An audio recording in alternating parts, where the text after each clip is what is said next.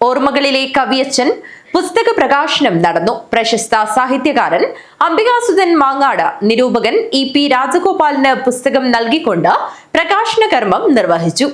മഹാകവി P. കുഞ്ഞിരാമൻ നായരുടെ മകൾ വി. ലീല അമ്മാളിന്റെ 95-ാം ജന്മദിനാഘോഷത്തോടനുബന്ധിച്ചാണ് വി. ലീല അമ്മാളും മകൾ ജയശ്രീ വടേക്കളവും ചേർന്നെഴുതിയ കോഴിക്കോട് പൂർണ്ണ പബ്ലിക്കേഷൻസ് പ്രസിദ്ധീകരിച്ച ഓർമ്മകളിലെ കവിയച്ചൻ എന്ന പുസ്തകത്തിന്റെ പ്രകാശന കർമ്മം പ്രൗഢഗംഭീരമായ സദസ്സിൽ വച്ച് നടന്നു.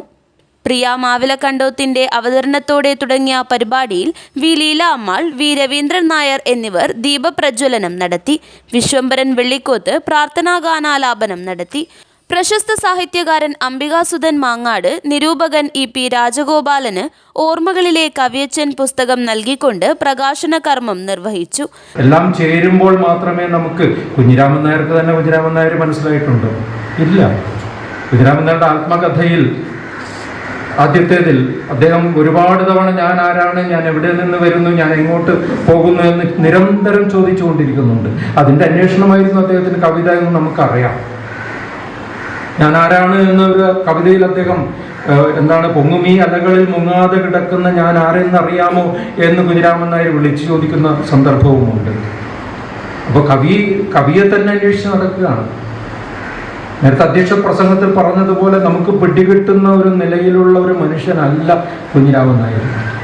നമ്മുടെ ചെറിയ മാപിനികളിൽ ഒരു വീടിൻ്റെ അകത്ത് നിൽക്കുന്ന ഒരു മകളുടെ നോട്ടത്തിലോ, ഭർത്താവിൻ്റെ നോട്ടത്തിലോ, ഭാര്യയുടെ നോട്ടത്തിലോ, അമ്മാവൻ്റെ നോട്ടത്തിലോ, അനിയൻ്റെ നോട്ടത്തിലോ കിട്ടുന്ന ഒരു മനുഷ്യനല്ല കുഞ്ഞിരാമൻ നായർ. നമ്മളെയൊക്കെ അങ്ങനെ കിട്ടും.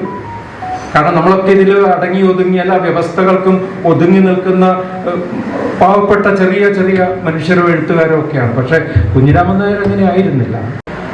ഒരുപാട് പഠനങ്ങളും എഴുത്തുമൊക്കെ ഉണ്ടെങ്കിൽ മാത്രമേ കുഞ്ഞിരാമൻ നായരെ കുറേശ്ശെയെങ്കിലും മനസ്സിലാകൂ നമുക്ക് എന്നാണ് എനിക്ക് തോന്നുന്നത്.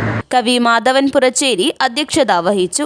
ആരാലും പിടികൊടുക്കപ്പെടാത്ത കവിയായിരുന്നു P. കുഞ്ഞിരാമൻ നായർ എന്നും ഓരോ എഴുത്തും വേറിട്ട അധ്യായങ്ങളാണെന്നും അംബികാസുധൻ മാങ്ങാട് അഭിപ്രായപ്പെട്ടു. സീതാദേവി കരിയാട്ട് പുസ്തക പരിചയം നടത്തി.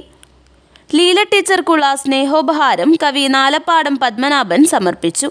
കസ്തൂരിമാൻ സിനിമയിൽ കവിത ആലപിച്ച ഗായകൻ രാജീവൻ വെള്ളിക്കോത്തിനുള്ള സ്നേഹോപഹാരം മുരളി വടേക്കളം നൽകി.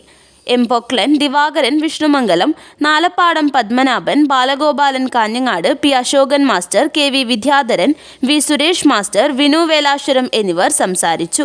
ജയശ്രീ വടേക്കളം മറുമൊഴി ഭാഷണം നടത്തി. ജയദേവൻ വടേക്കളം സ്വാഗതവും മുരളീധരൻ വടേക്കളം നന്ദിയും പറഞ്ഞു.